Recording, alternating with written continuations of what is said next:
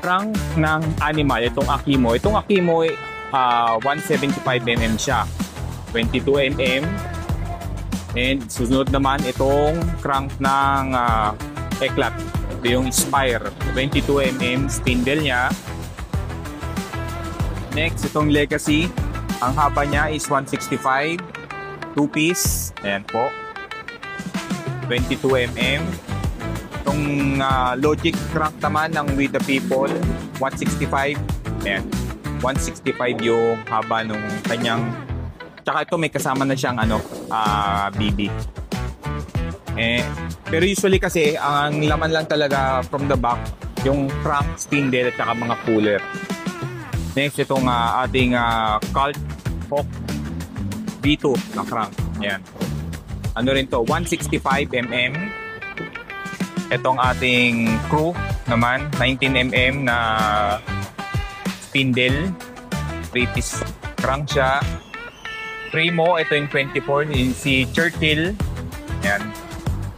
Yan, 165 din ang haba niya. 24mm spindle. May kasama na siyang BB.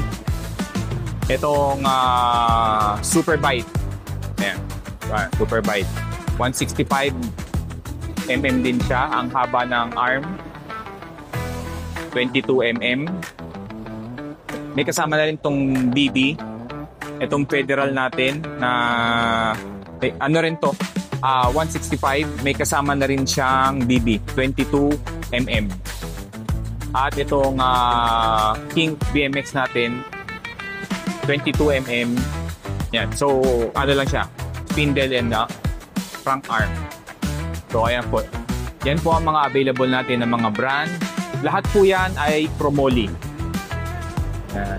So sa mga interested, pwede nyo po kaming direct message sa aming Facebook, Instagram, TikTok o YouTube, or diretso kayo sa aming page sa www.bmxcyclecenter.com. Kung gusto nyo lang po kayong pumunta dito sa shop, pwede nyo po kaming puntahan. Located po ang shop sa number 41 Tagat-Tagata Avenue, Paunlaran Village, South Caloocan City. Yan. Pwede nyo po kaming i-Waze or i-Google Map para may guide po kayo papunta. Open ang shop Monday to Saturday, 8:30 in the morning hanggang 5:30 in the afternoon. Salamat po.